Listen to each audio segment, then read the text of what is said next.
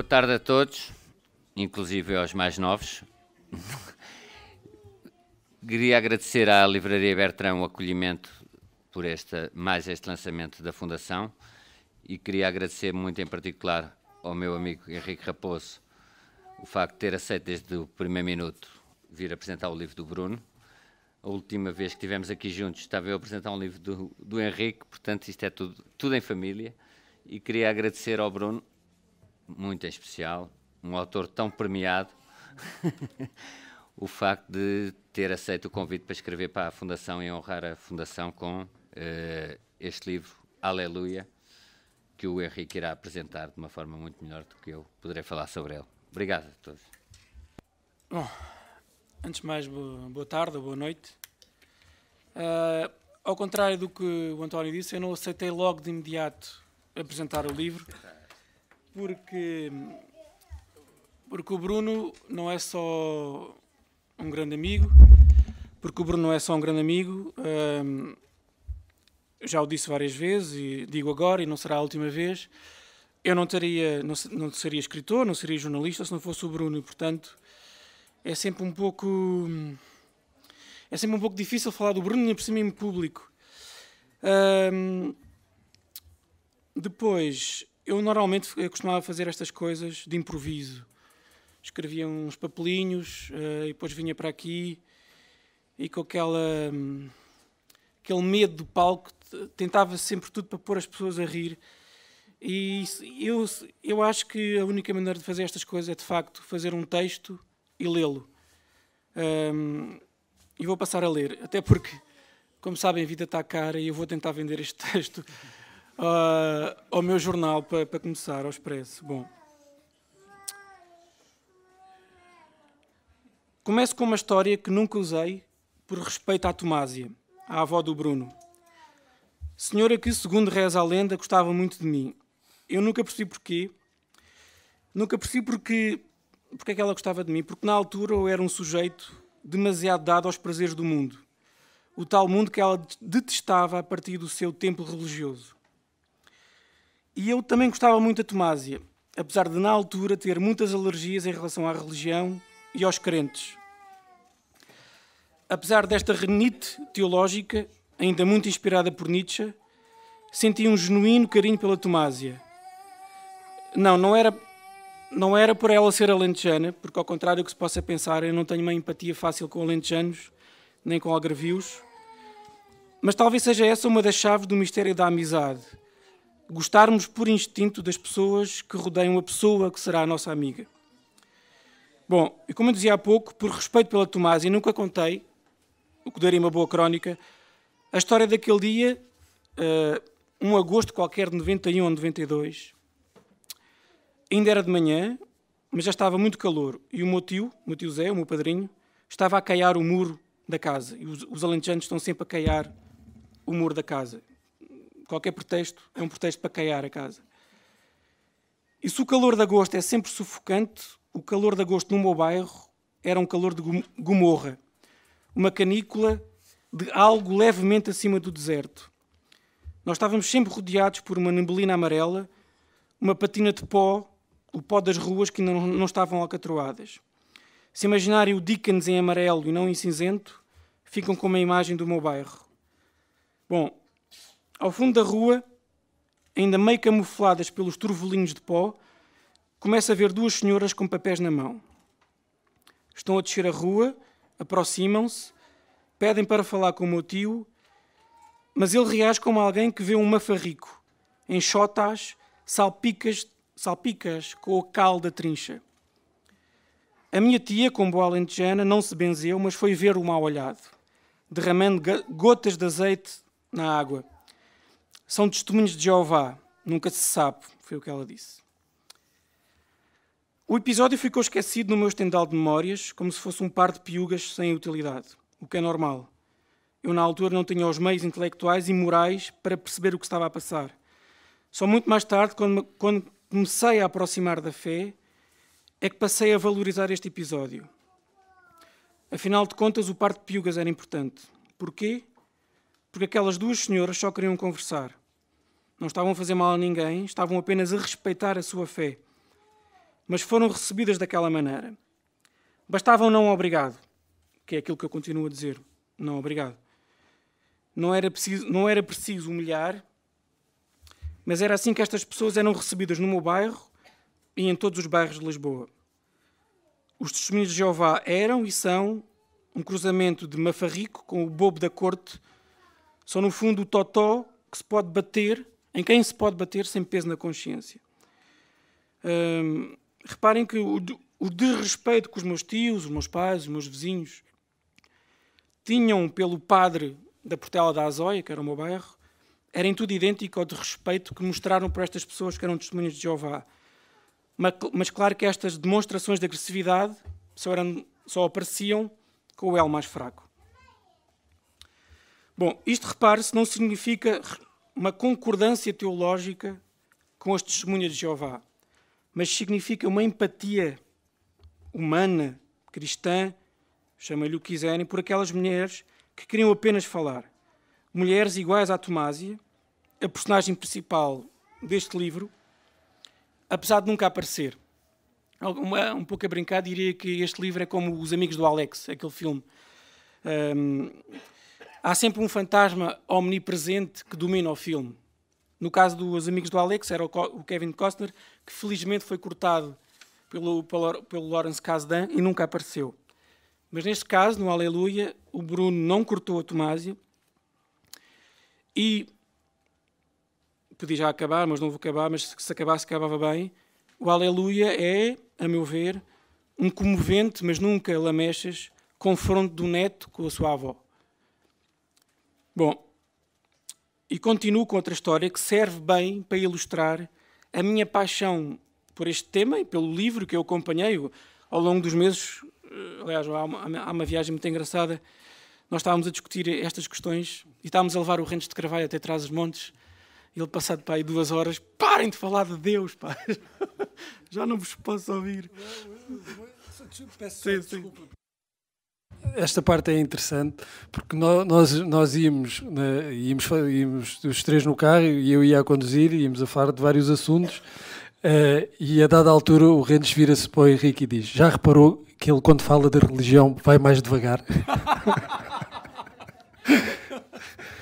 Então, e ele ficou contente, continua a falar da religião, vai mais devagar. Bom, continuo com outra história que mostra, até porque me serei sempre um discípulo do Bruno, penso cada vez mais por histórias com E e não com H. Bom, eu era um aluno, nunca fui um bom aluno, fui um aluno muito cábula e só estudava o que eu gostava. E nos testes das disciplinas que eu testava, o meu método de estudo era muito simples, era acordar às 5 ou 6 da manhã e empinava o que era preciso empinar, até composições em alemão, composições que eu não sabia o que é que lá estavam, mas decorava. Bom, e num dado ano letivo, no final dos anos 90, eu tinha sempre 2 colegas de estudo às 6 da manhã. Eram 2 elders, de camisa branca, gravata preta, a comer o pequeno almoço na marquise oposta à minha, no prédio oposto ao meu, do outro lado da rua. Eu fazia este esforço só na época dos exames, mas eles faziam todos os dias este esforço. Todos os dias demonstravam esta disciplina militar. Todos os dias saíam para um subúrbio, já com a patina cinzenta de Dickens, Odivelas, Póvoa de Santo Adrião, já com alcatrão, já com marquises, já com o tal caos urbanístico, que é um dos eufemismos que mais me irritam, já com gente apressada, porque perde 3 ou 4 horas por dia só nos transportes. Mas eles, estes elders, saíam todos os dias para este mundo para tentar falar e converter pessoas através das palavras. Reparem, tentar falar e converter pessoas só através do uso das palavras. Como é que isto não pode ser comovente? Claro que em troca recebiam encontrões, gozo, agressividade. Aliás, o Nuno, um dos grandes amigos da minha rua, costumava disparar a pressão de ar contra eles. Punha-se na marquise dele e disparava a flor bela contra os cornflakes dos elders, coisas da rua e coisas do Nuno, na altura. Mas eles, apesar de terem os cornflakes furados pelos chumbinhos da pressão de ar do Nuno, continuavam continuava a vir falar connosco, apesar de nós estarmos sempre a gozar com eles. E do Nuno disparar contra eles. Eu, na altura, confesso, não os compreendia. E hoje em dia também não, para falar a verdade. Mas pelo menos já acordo todos os dias às 6 da manhã para trabalhar. Já quer dizer que aprendi qualquer coisa. Bom, estas duas histórias, servem para mostrar o meu fascínio por este livro, que o Bruno abordou muito bem. Este tema das pequenas igrejas e das seitas ou congregações, eu perco-me aí nessa semântica, porque respeito muito porque compõe uma minoria, que para citar o Bruno, são a minoria esquecida num tempo que é suposto ligar às minorias. É a minoria desprezada pela agenda das minorias. E nesse sentido é uma das minhas minorias que eu gosto de defender. Não pensem que eu sinto pena destas pessoas. Não é isso, não é pena. É talvez o oposto, é inveja. Inveja pela coragem que estas pessoas têm que ter. Eu sei que este tema é sensível, seja qual for a congregação, nome, designação que usem. Coragem porque revelam uma fé imensa num tempo que despreza as pessoas que têm fé, ou melhor, despreza o tempo, despreza as pessoas que têm fé cristã. A coragem que é preciso ter para tentar construir o mar da Galileia, não numa igreja imponente e gloriosa e imperial,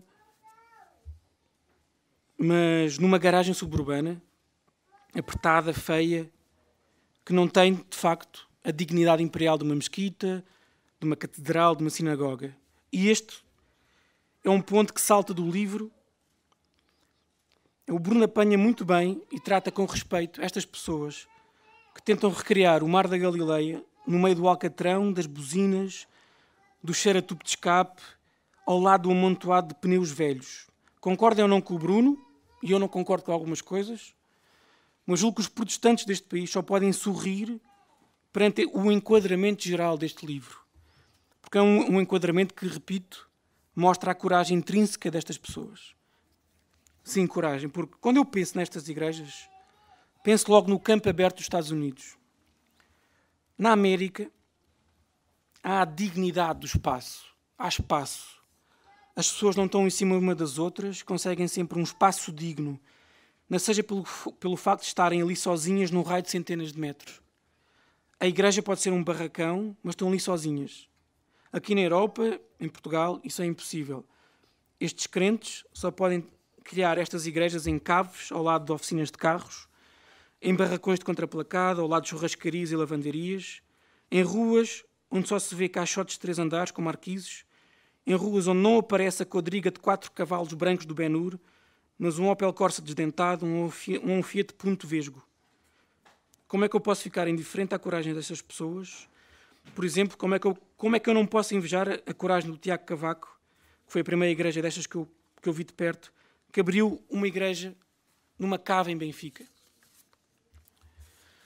Bom, e no caso dos Testemunhas de Jeová, que foi, no fundo, a igreja do Bruno, no fundo não, foi mesmo a igreja do Bruno, a situação ainda é um pouco mais trágica. Por aquilo que eu percebo, o grande mote desta igreja não é a conquista da riqueza neste mundo. É, ao contrário, é criar uma barreira sanitária, um cordão sanitário que proteja as pessoas, o crente do mundo. Ora, como é que nós podemos criar um cordão sanitário contra o mundo quando temos que viver no mundo? Nos Estados Unidos, como aquele filme a testemunha, os Amish têm um espaço para criar uma comunidade que vive, de facto, fora do mundo. Mas como é que aqui, no Val da Amoreira, ou Sentiria, em Moscavide, isso é possível? Isso cria um lado trágico que é, para mim, cria uma volúpia, nem que seja literária, por estas pessoas. Bom, mas partindo deste respeito e deste ponto de equilíbrio, não, de concordância com o Bruno, encontra algumas divergências com o autor da Aleluia. Não posso fugir a isto. Julgo mesmo que seria necessário separar as águas entre os diferentes cultos, alguns cultos, na questão da solidez teológica, por aí fora. Nem tenho grande autoridade para falar nisso, mas queria falar neste ponto. Por exemplo, o Bruno fala algures de um grupo de pessoas que diz qualquer coisa como isto.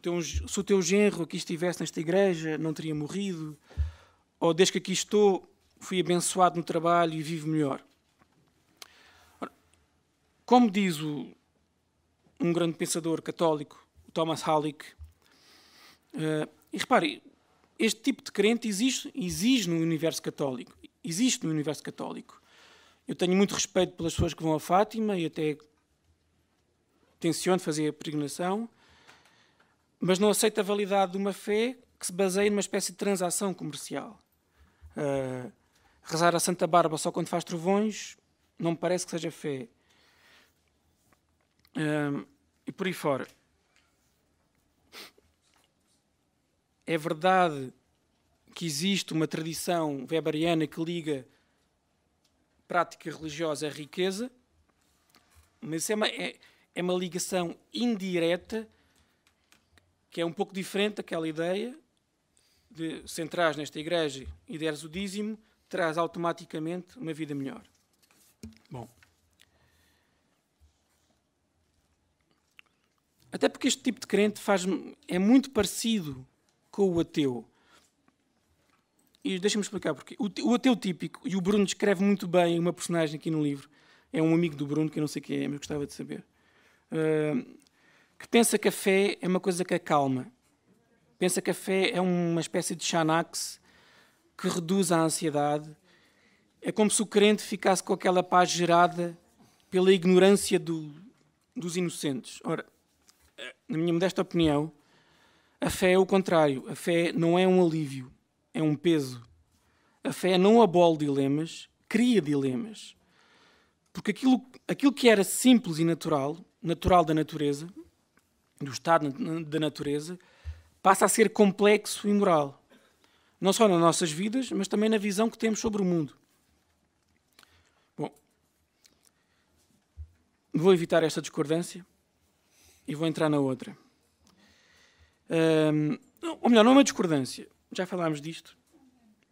Não é bem uma discordância. É, mesmo quando duas pessoas são muito iguais, e eu e o Bruno somos iguais, somos amigos há muito tempo,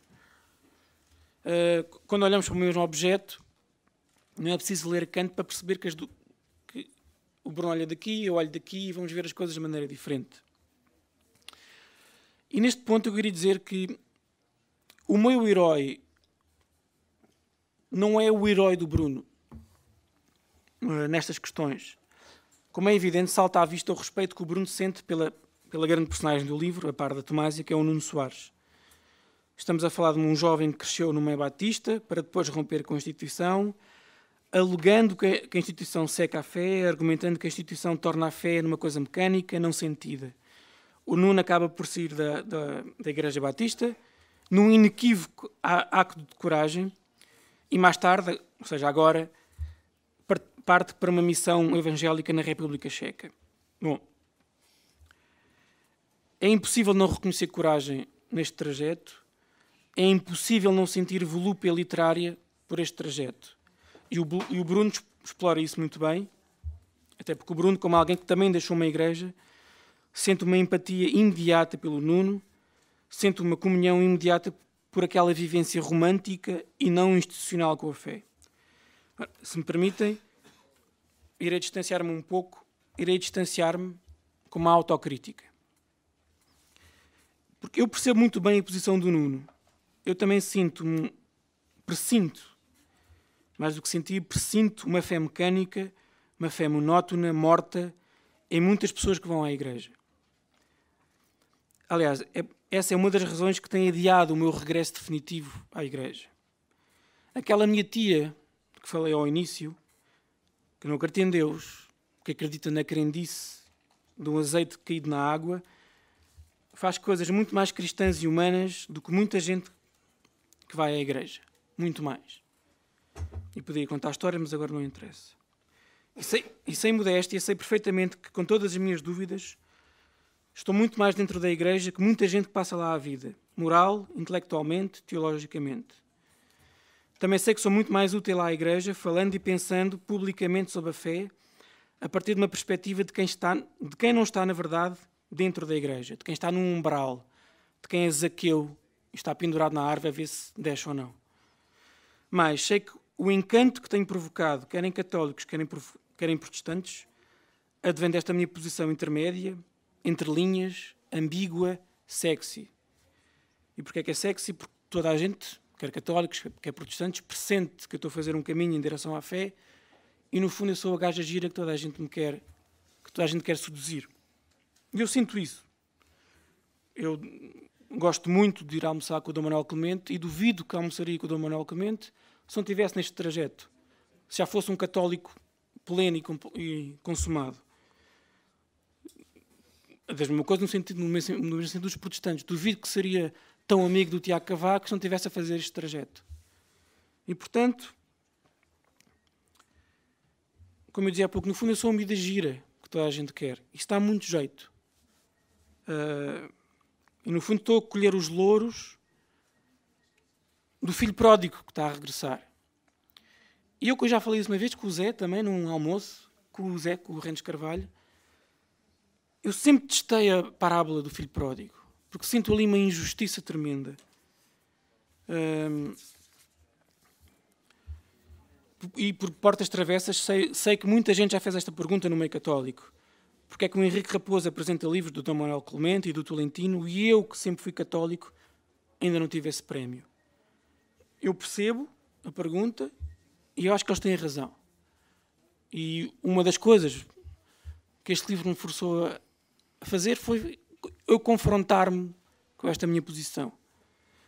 Lá está, porque para mim seria muito fácil perpetuar este estado de graça, onde toda a gente gosta de mim, porque eu ainda não me defini. Mas acho que isso não estou a ser coerente, não estou a ser honesto. E, num certo sentido, estou a fazer o percurso contrário ao de Nuno Soares. Porque eu acho que a fé só pode ser vivida em comunidade, numa igreja, numa instituição, onde eu tenho de confrontar com outras pessoas que pensam de forma diferente da minha. Eu ainda estava a falar com a minha mulher, a Ana, sobre isto. E disse-lhe assim, se eu quiser de facto entrar na igreja, a igreja católica, terei de ir a reuniões e conversas. E eu sei de antemão que me vou irritar, que vou perder a paciência com pessoas que pensam de forma diferente de mim e que, a meu ver, só fazem mal à igreja. Mas evitar este confronto é, falando só de mim, é um ato de cobardia da minha parte. Porque o confronto com quem nos cria anticorpos, com quem nos irrita, faz parte da ideia de pertencer a um clube, a um partido, a uma religião, a um país. E eu pergunto, sem a comunidade, sem a instituição, sem uma igreja, a fé continua a ser fé ou é apenas uma opinião? Porque eu acho que é na comunidade e na autoridade dessa comunidade que se percebe uma coisa, eu estou a ter uma opinião ou tenho uma fé sustentada a sério.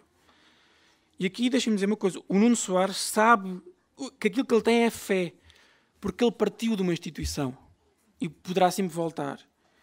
Eu sinto que aquilo que tenho neste momento é só uma opinião e não uma fé, porque eu nunca me confrontei com uma instituição. E neste sentido, o meu herói não é aquele que parte à aventura sozinho, não é aquele que parte para o exílio, é aquele que fica e tenta reformar a instituição no atrito do dia-a-dia. Se quisermos, o meu herói não é o filho pródigo, que um dia regressa ou regressará, mas sim o filho que fica em casa a aguentar as pontas. O meu pai. O meu herói é alguém como o Bispo O'Malley, que eu vi há dias, nos 60 Minutos, que é o bispo responsável pelos casos de pedofilia na igreja. Ele foi apertado pela jornalista, nós sentimos o desconforto que ele tem, nós sentimos que ele sabe que parte da igreja neste momento é uma estrequeira, mas ele está no esgoto, jura que vai limpar o esgoto e mesmo assim a sua fé vai resistir. Este para mim não é uma discordância, é outra maneira de ver. Este para mim é que é o grande herói da fé. Escrevi aqui pausa, vou fazer uma pausa. Para assimilar. Vais dar a comunhão. Tenho aqui hóstias já. Bom, apesar de não concordar com tudo, e eu nunca faria uma hagiografia ao meu grande amigo Bruno, amigo, mestre, professor, chamem-lhe o que quiserem. Eu percebo a pulsão do Bruno. Camarada, boa. Percebo a sua pulsão contra as igrejas, contra a hierarquia teológica dentro das igrejas e contra a Igreja Católica. Porque ele, no fundo, está a defender a sua avó, a Tomásia. Está a defender o tempo em que foi um garoto que ia ao templo, a um templo que era gozado por meio mundo. O Bruno fala e bem do ressentimento que é típico dos batistas. Mas este livro também tem uma pontinha de ressentimento. Ressentimento do Bruno. Mas que é legítimo. Porque, voltando ao início, de facto, os testemunhas de Jeová têm razões para isso. Aposto que a Tomásia e o próprio Bruno foram humilhados ou acusados da mesma maneira que aquelas duas senhoras na Rua dos Meus Tios. Julgo que o Bruno tem o direito e até o dever, até para agitar quer católicos, quer protestantes, tem o dever de mostrar esse ressentimento. Porque eu falo com conhecimento de causa, eu acho que é sempre preciso alguém aparecer e beliscar o monopólio da respeitabilidade e da legitimidade de outrem, de outras pessoas que se julgam superiores. Católicos e protestantes, ou gajos que estão a caminho de qualquer coisa, como eu, podem sentir desconforto perante este livro. E isso, meus amigos, é sempre bom. Um livro desconfortável é, por definição, um bom livro. Mas já agora, para terminar, estou quase a terminar, deixem-me dizer-vos uma coisa, é que o ressentimento do Bruno está mais pequeno. Aliás, este livro é uma enorme demonstração de respeito pela ideia de fé. Nos tempos que correm, o Bruno podia ter escolhido uma abordagem cínica, engraçadista em relação à fé, o que lhe traria mais palmas dentro do meio. Mas o Bruno, pelo contrário, tratou o assunto com honestidade, com respeito, cumprindo um dos primeiros deveres do escritor, é filtrar o seu ódio, o seu ressentimento, a sua raiva, os seus medos através das palavras. E termino com uma história do Bruno, que eu esta nem ao Bruno contei. No velório da Tomásia, na igreja da Baixa da Manheira, se na minha memória não me falha, duas senhoras começaram a discutir junto ao corpo da Tomásia. Cada uma tinha a sua fé, a sua congregação, se calhar uma era testemunha de Jeová, se calhar a outra era católica, ou protestante de outra congregação. O tom e a ocasião eram obviamente impróprios. E mais uma vez ficou evidente que muita gente perde a humanidade no meio destas lutas burocráticas entre igrejas. Claro que o Bruno deu um berro. Eu daria 3 ou 4. E deu um berro dizendo que era impróprio o que estavam a fazer. Como é óbvio. Mas isto foi há 15 anos. Ou 16. Passados 15 anos, este livro mostra que o Bruno já não é assim, que já não daria aquele berro daquela maneira. Que aquela raiva está a atingir níveis historicamente baixos. Isso vê-se no respeito que ele sente pela fé dos outros. Que nós os dois não tínhamos há 15 anos. E a melhor frase do livro para mim é esta: a fé autêntica dos outros faz-nos sentir pequenos, quase culpados. Isso vê-se na forma como ele percebe que a religião, seja ela qual for, não é só poesia celestial. Também é prosa para a nossa relação com o mundo. A Tomásia, alentejana desenraizada em Lisboa, encontrou na sua igreja a comunidade que lhe deu sentido de pertença. Num certo sentido, a igreja da Tomásia foi aquilo que o PCP foi para o meu avô e para os meus tios. Este respeito do Bruno vê-se na forma como ele não esconde uma fé humanista retirada do autor que ele me deu para ler e que me detonou a cabeça há 20 anos, o Albert Camus. Não foi a peste que o Bruno me deu, mas podia ter dado. Ele deu uma queda, mas deu uma peste. Mas é na peste que hoje em dia eu e o Bruno encontramos um ponto de equilíbrio e de amizade. E que é assim: não sei se Deus existe, nem sei se existe humanidade ou o homem abstrato, mas sei que aquele homem está a sofrer e que é meu dever ajudá-lo. Isto é, a hipotética ausência de Deus não legitima o cinismo. Isto para mim chega. Obrigado.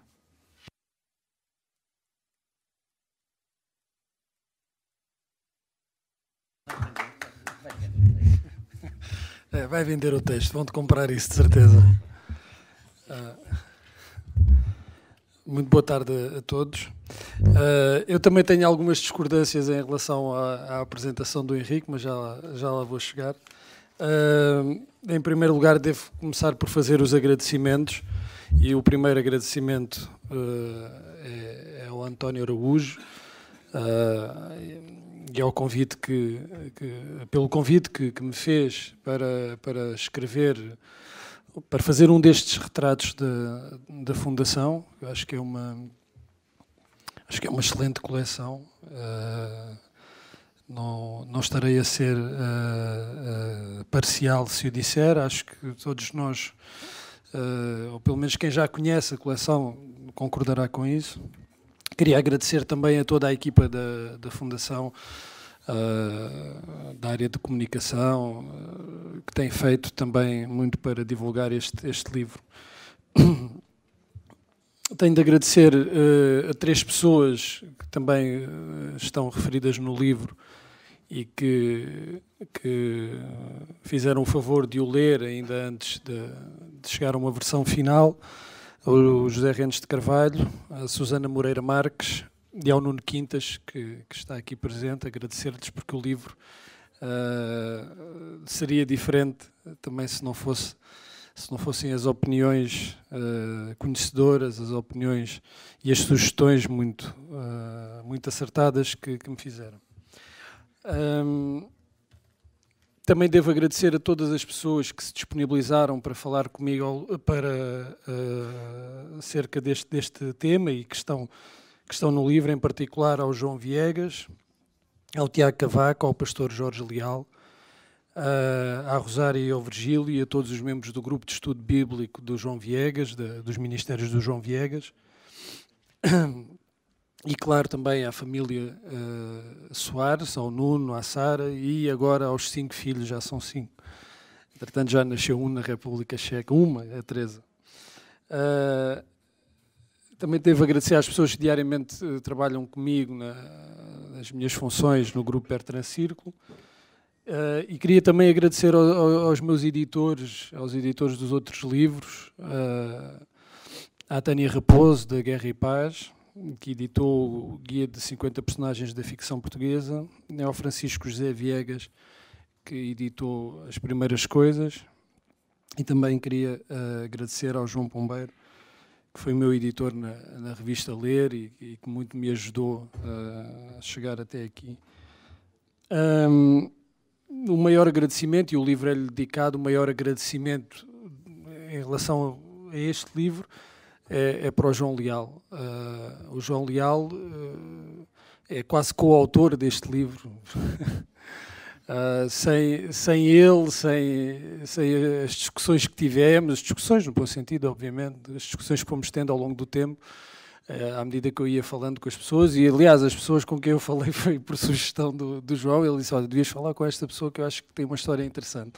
E eu fui falar com essas pessoas e é verdade. O Nuno, eu já conheci o Nuno há muitos anos, mas entretanto tinha perdido um pouco tinha-lhe perdido o rastro religioso, não sabia muito bem o que é que ele andava a fazer, e foi uma grande surpresa reencontrá-lo. Mas este livro não existiria nesta forma e provavelmente em nenhuma se não fosse o João Leal. Portanto, o livro é também, e isto não é apenas um lugar comum, o livro é dele também. E por último, eu tenho de agradecer à minha família, à minha mulher, aos meus filhos. A minha pequenina deve andar por aí, o meu filho está aqui à frente. Eu disse nos agradecimentos que lhes tinha roubado muitas horas para poder escrever este livro, é verdade. E o meu filho, todas as semanas, faz questão de me lembrar, dizer: não te esqueças que escreveste, dizer que nos vais compensar por essas horas. E eu vou fazer o máximo para compensar. Bem, agora então passemos às discordâncias. Eu acho que é uma grande injustiça fazer do Nuno Soares, que é uma das personagens, e o Henrique tem razão, é talvez a personagem mais importante deste livro, e quando digo personagem, obviamente, não é que ele seja uma inexistência, é uma pessoa, mas é uma personagem neste livro, acaba por ser a história dele, é uma das duas histórias que compõem a espinha dorsal deste livro. Eu acho que é muito injusto para ele reduzi-lo a uma ideia romântica de um homem contra as instituições, cuja fé é uma fé que desafia as instituições. Isso é extremamente injusto para o Nuno, porque a fé do Nuno é uma fé complexa, é uma fé nada acomodada, e além disso, não é só a sua fé, também o seu percurso e as ações e decisões que foi tomando ao longo do seu percurso. Portanto, se aquilo que ressalta para quem lê é quase assim uma romantização da fé do Nuno, eu peço desculpa, isso é extremamente injusto para o Nuno e é, no fundo, estar a querer diminuí-lo em relação a outras pessoas que mantêm uma relação dentro das instituições e, de certa forma, valorizar essas pessoas por manterem e fazerem essa escolha de tensão permanente dentro das instituições. O Nuno está em tensão permanente, isso foi aquilo que eu percebi do tempo que passei com ele, está em tensão permanente, a sua fé é uma fé com muitos alçapões, vou usar aqui um termo caro ao João Leal, é uma fé com muitas dúvidas. Eu acho que não há fé verdadeira sem muitas dúvidas, mas também é uma fé muito sustentada, é uma fé muito sólida, e essa solidez vê-se no discurso do Nuno e vê-se na prática do Nuno. Essa ideia de que quem está dentro de uma instituição mantém uma grande tensão com a fé, e a sua fé é de certa forma mais rica, e que quem resolveu sair das instituições optou pela via mais fácil, poderá ser verdade em muitos casos, no meu certamente foi. Eu saí porque me era na altura mais fácil sair, porque não aguentava essa tensão e porque não acreditava, mas será completamente injusto no caso do Nuno. Para dizer que, de facto, pode, e isso eu aceito que sim, que se note uma admiração pelo Nuno, não cria, se a ideia que passa é então de uma fé assim romântica do homem contra as instituições, assim uma coisa, um revolucionário, essa não é a ideia. Eu acho que se ler fora dessa dicotomia, dentro e fora das instituições, acho que se percebe isso. A outra questão também que o Henrique falou em relação à solidez teológica de certas denominações, eu não acho realmente que isso seja importante para quem está de fora. Eu acho que é um debate para crentes, mas estar a dizer que não tem solidez doutrinária ou teológica, e dizer que por isso as pessoas que lá têm uma fé menos sustentada, eu acho que isso não é totalmente inútil para quem vive estas coisas e olha para estas coisas de fora. Provavelmente será, obviamente, importante para quem é crente e quer discutir estas questões. Agora, o que eu não faço é ser condescendente. As pessoas, quando escolhem, quando optam por uma determinada denominação religiosa, fazem-no porque acreditam que aquela religião, aquela igreja, aquela denominação lhes fornece respostas que as outras não fornecem. Portanto, as pessoas fazem uma escolha consciente. E como fazem uma escolha consciente para aderir, também fazem uma escolha consciente para sair. Temos aqui casos, o caso do João Viegas, que resolveu sair a dada altura. Ele viveu cerca de 20 e tal anos dentro da Igreja Maná. A certa altura sente que a Igreja está a ir por um rumo com o qual ele não concorda e ele sai. Portanto, as pessoas não são estúpidas. As pessoas que vão à IURD, as pessoas que vão à Maná não são estúpidas. Encontram lá respostas para aquilo que procuram. E nem todas as pessoas procuram as mesmas coisas na religião. Não é? Há pessoas que procuram conhecimento bíblico e, obviamente, procurarão denominações que lhes forneçam isso. Há pessoas que procuram outro tipo de consolo E a IURD, por exemplo, sabe perfeitamente disso. Eu não concordo nada com essa ideia de que aquilo é uma coisa desprovida de conteúdo teológico. Isso é mencionado no livro, quando eu digo que há uma nota de rodapé que é retirada de um estudo que foi feito sobre as estratégias de conversão da IURD. Por exemplo, o facto dos pastores da IURD serem pessoas que não têm grande formação, de facto, teológica, em termos de um estudo bíblico profundo. Isso tem muito a ver com a própria estratégia do líder da IURD, do Edir Macedo, que sempre recusou a ideia de escolas teológicas cristãs. E que ele acha que o importante é a ligação que os pastores têm com o povo, que se chamam o povo com as pessoas. Isso é o mais importante para eles. Agora, claro que tudo isto é discutível, e é discutível até para os crentes. A mim não me interessa estar a discutir as questões de fundamentação doutrinária e teológica.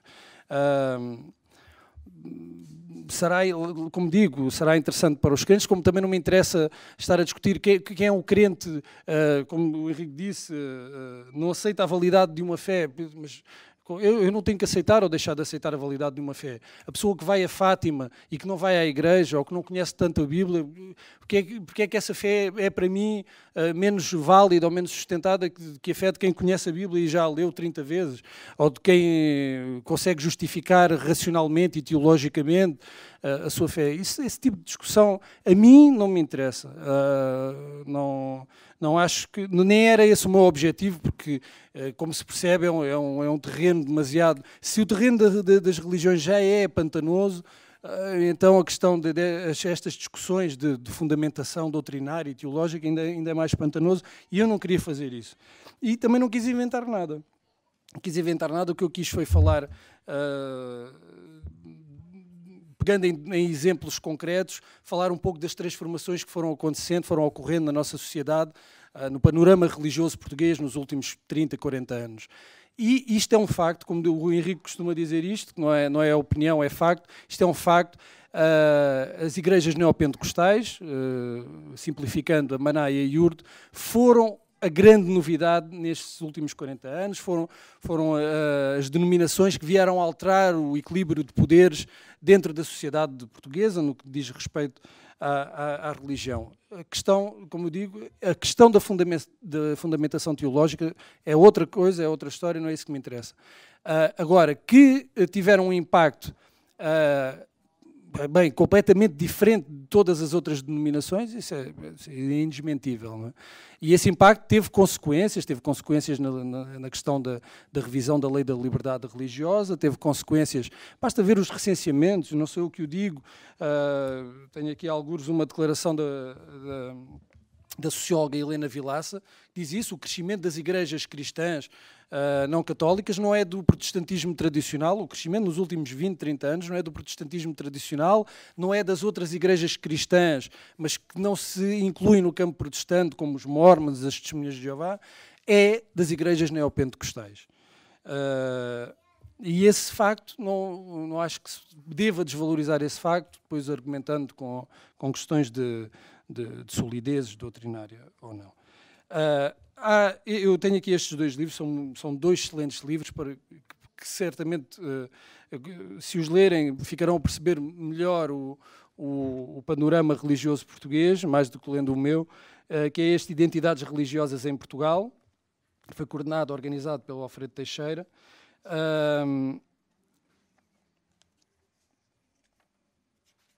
E há aqui uma série de afirmações que ele produz aqui na introdução, que eu acho que permitem compreender o atual panorama religioso em Portugal, não só em Portugal, mas também muito em Portugal. E ele diz que a observação de que as religiões têm uma relevância pública que certos diagnósticos crepusculares não explicam tornou-se um facto documentável na mais superficial observação, que era aquela ideia da morte da religião, do fim da religião. Ele cita aqui um autor, que é o Peter Berger, que era um dos teóricos da secularização, mas que depois também reviu esta ideia da secularização. E o Peter Berger sublinhava que o declínio da religião nas sociedades modernas dizia respeito apenas ao que denominava de religião de igreja. Isto é importante também para perceber os casos que estão aqui. Esta questão das tensões entre os indivíduos e as instituições não é só uma questão isolada. De facto, há um declínio da religião da Igreja. Não é só uma questão do Nuno. Há um declínio, ainda que esta religião da Igreja é a integração institucional da religiosidade, e mesmo neste domínio, Peter Berger já assinalava uma clara diferença entre o que se passava nos Estados Unidos e na Europa. Portanto, há uma diferença, o Henrique estava a falar sobre isso, em relação àquilo que acontece nos Estados Unidos. Eu gostava muito que a nossa sociedade, nesse aspecto, fosse mais parecida com a sociedade americana, que é um mercado aberto da fé, em que as igrejas, o poder das igrejas e das várias denominações vem dos seus fiéis, o Estado não decide o que é a igreja e o que é que não é a igreja, depois haverá outras questões fiscais que podem ser ou não relevantes, e em que cada um tem que chegar às pessoas, cada igreja, cada denominação tem que chegar aos seus fiéis, e aí cada um procura, lá está a questão, cada um procura na religião aquilo de que sente necessidade. E não há a tentação do Estado vir dizer isto é a igreja, isto não é, isto é religião. Nós, claro, também, e aí também não podemos negar a nossa tradição, uma tradição, a nossa história está intimamente ligada à Igreja Católica, e isso não pode nem deve ser apagado, não é? Então, eu acho que tem que ser uma alteração progressiva. Eu acho que essa alteração, essa mudança acabará por acontecer, já acontece, mas é uma alteração progressiva, e aproximar-nos-emos desse padrão, espero eu. Mas aqui a ideia não é apagar o legado da Igreja Católica. Ele existe, quer dizer, está presente em tudo, e não devemos apagá-lo. Devemos perceber também as nossas circunstâncias históricas, que são muito diferentes dos Estados Unidos, e que a diferença é essencialmente esta: a separação do Estado e da Igreja em países como o nosso serviu essencialmente para proteger o Estado da influência da Igreja, e nos Estados Unidos a separação entre Estado e Igreja serve essencialmente para proteger as igrejas e proteger os crentes do Estado. E isso faz toda a diferença, e faz com que o nosso panorama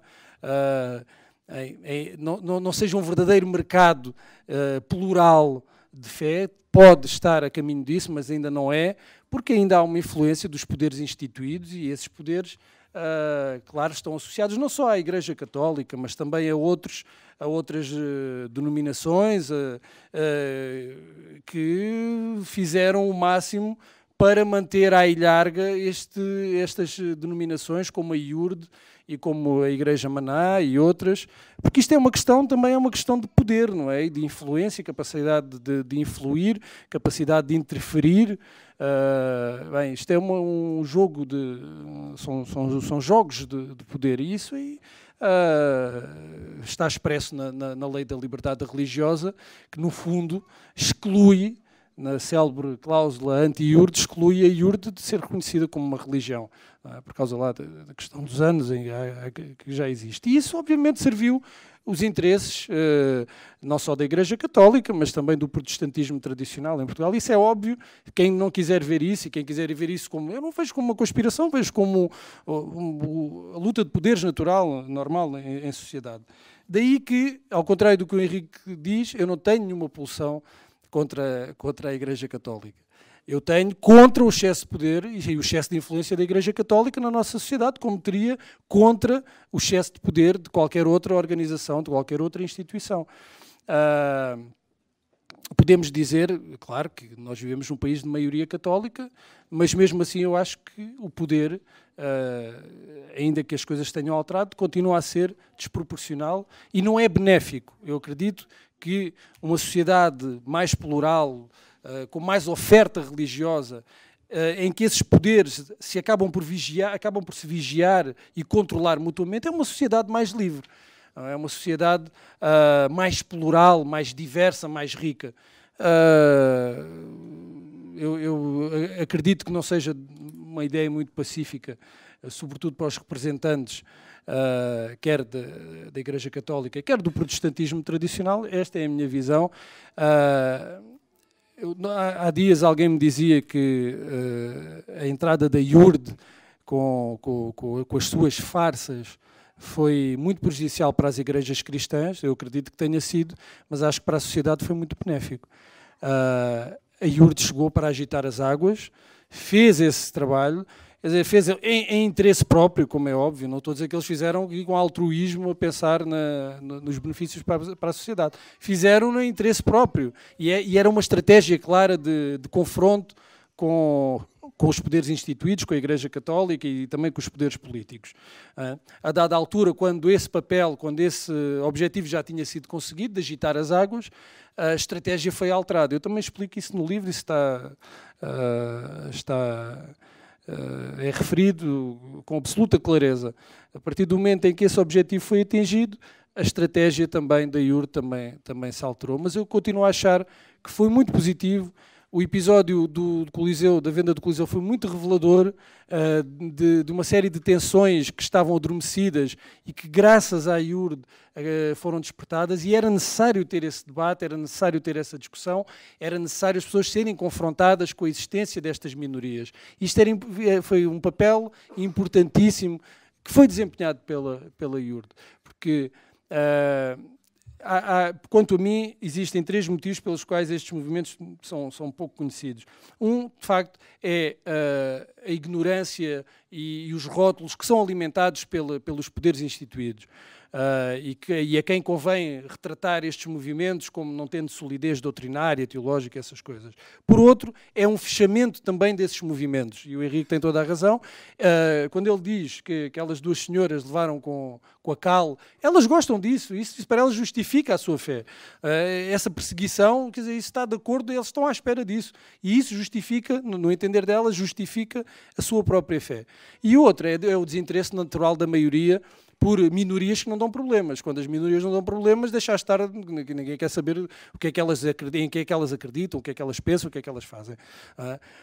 E eu acho que as tensões criadas, provocadas pela IURD, foram importantes para esse debate e tiveram consequências, quanto a mim, foram muito benéficas. Uma delas foi a Lei da Liberdade Religiosa. Apesar de eu não concordar com tudo o que está lá, acho que foi importante o debate e foi importante essa alteração. Isto será uma discussão muito mais longa, se daria uma discussão muito mais longa, mas era para enquadrar a temática da religião e destes movimentos, destes novos movimentos e destas igrejas e destas religiões minoritárias, e explicar que estas 2 histórias, ainda que não sejam representativas de uma parte significativa da população, porque quer o João Viegas, quer o Nuno Soares, têm percursos e são crentes um pouco incomuns.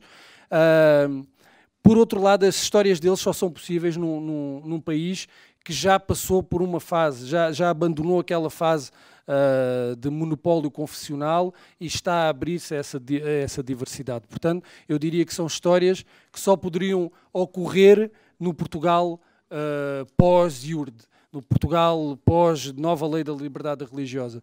E, nesse sentido, para mim, além de todo o interesse humano que estas 2 histórias têm, tem também esse lado, essa importância de serem quase que marcas deste novo tempo de diversidade religiosa, que eu, não sendo religioso, não professando nenhuma confissão religiosa, não acreditando em Deus, acho que é positivo, acho que é bom para a sociedade esta diversidade religiosa, por uma questão também de equilíbrio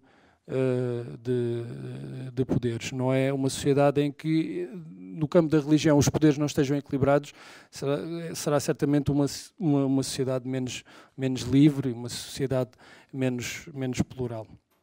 E é isto, é agradecer a vossa presença também aqui no lançamento. Muito obrigado.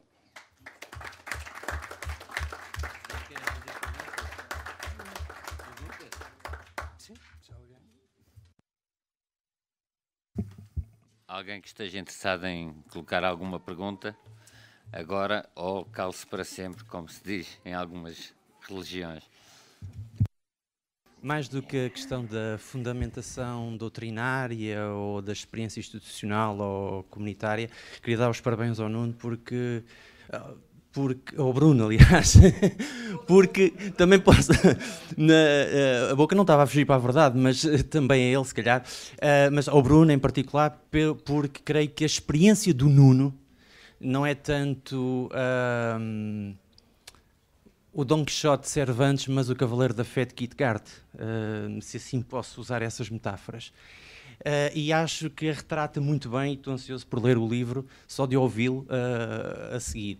E, por outro lado, não sei qual o preço do valor do texto do Henrique, espero que seja suficiente, esteja à altura do Expresso, porque eu quero comprar o Expresso, porque não posso comprar o texto diretamente, vende-se. Mas, por dizer o seguinte, creio que eu gostei em particular de ouvi-lo pela genuinidade, mas também por tocar num assunto que não vejo muitas pessoas tocarem quando se fala de religião. Falou de Testemunhas de Jeová, falou dos Mormons, creio que também tocou de forma central na questão da Iurde, e este tipo de cristianismo das margens, ou não legitimado, uma espécie de cristianismo não católico, não protestante, e que não está legitimado nem por um lado nem por outro, faz jus à injustiça social, para não dizer das representações que nós vamos construindo a propósito destas comunidades.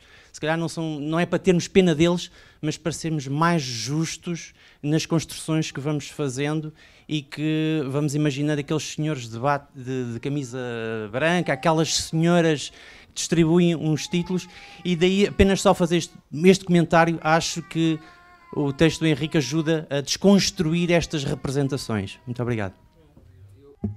Não quero estar hoje quem fala é o Bruno e o Henrique. Eu participei na elaboração da lei, eu acho que tinha dito isso, sim.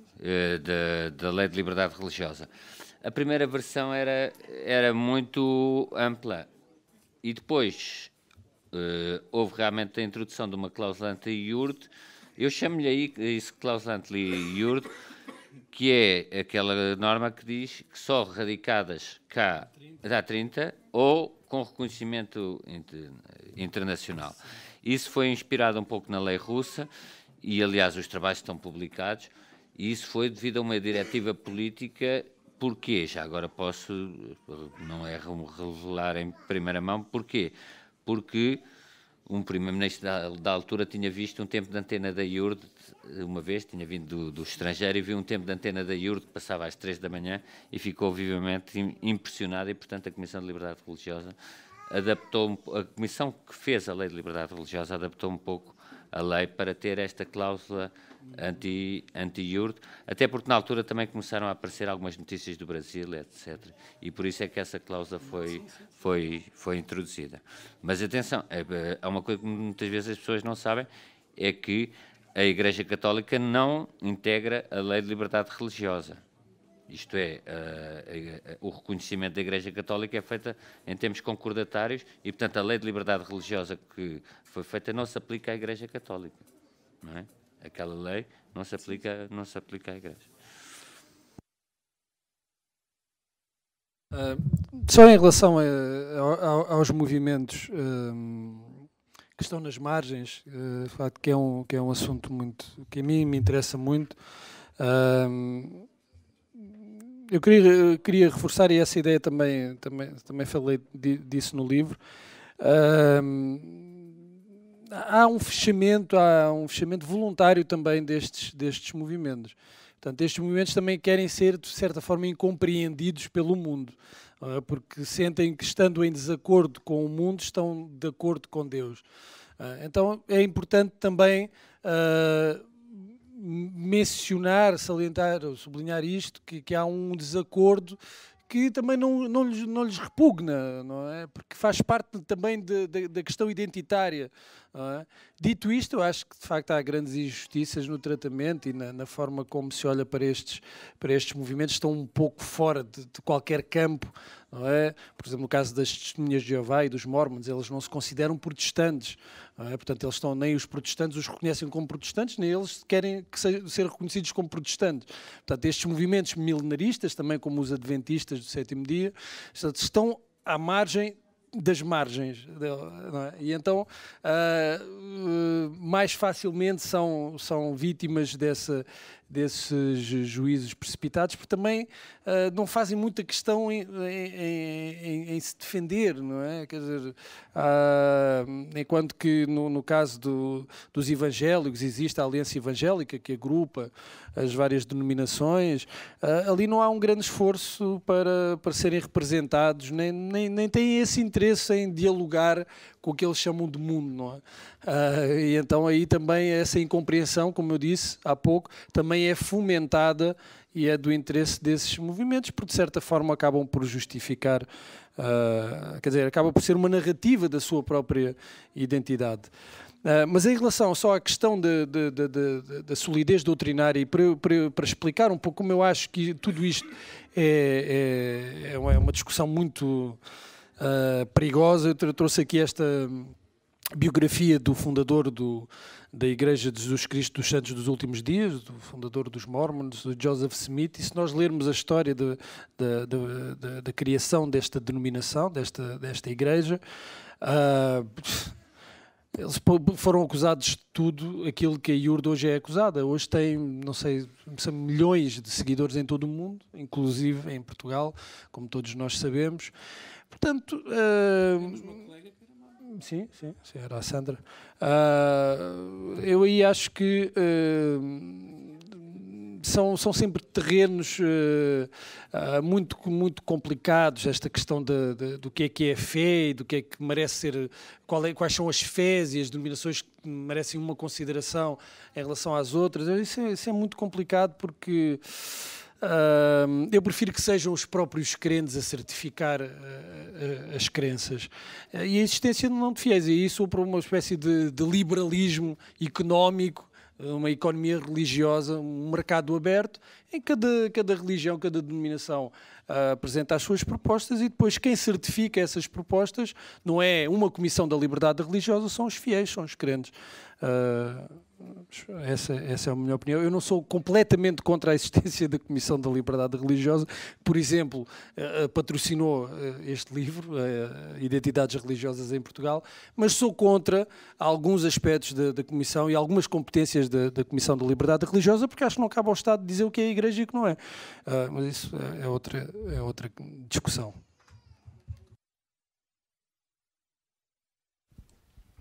Obrigada. Parabéns, antes de mais.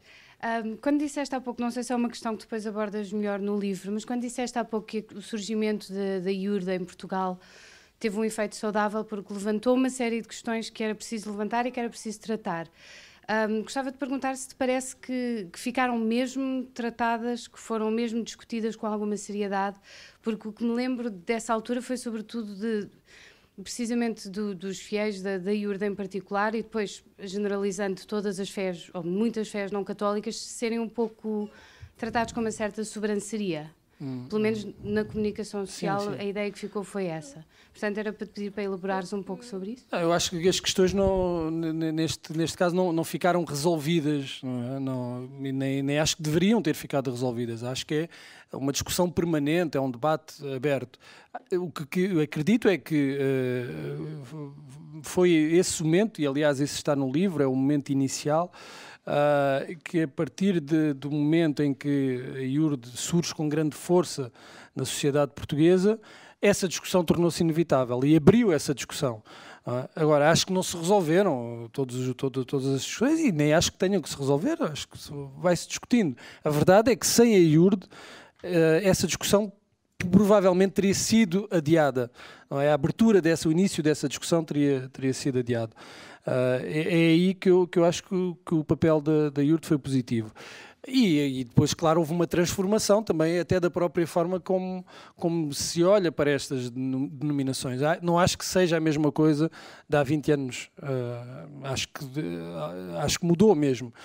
E um exemplo disso é as dificuldades que a IURD teve, por exemplo, na compra do Coliseu e depois os conflitos que houve com outras câmaras do Norte. E, por exemplo, 10 ou 15 anos depois, foi construído um templo em Gaia e outro no Porto, um de 12 milhões de euros e outro de 18 milhões de euros. Provavelmente vocês não tiveram conhecimento, não é?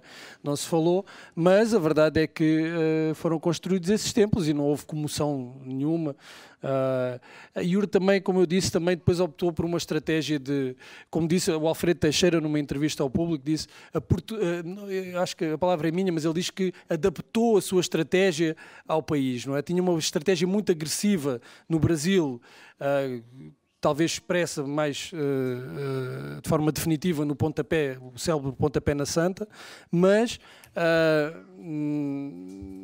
importou essa estratégia que tinha no Brasil, o país de origem, para Portugal e a certa altura percebeu que se calhar aquela estratégia não era a melhor, iria contribuir ainda para uma maior estigmatização. Hoje nós pegamos há uns anos o Folha de Portugal, que é o jornal da IURD, todas as semanas atacava a Igreja Católica com os escândalos de pedofilia, de dinheiros, não sei o quê, e agora a estratégia mudou, é uma estratégia de conciliação, entrevistam eurodeputados do Partido Comunista, falam sobre os benefícios e os malefícios do chocolate, está assim uma coisa muito de informação geral, não é? Então houve ali uma alteração também na própria estratégia e na própria política da IURD. Agora, a discussão iniciou-se, eu acho que iniciou-se naquele momento, não resolveu todas as questões, mas acho que pelo menos teve a virtude de as lançar para a mesa.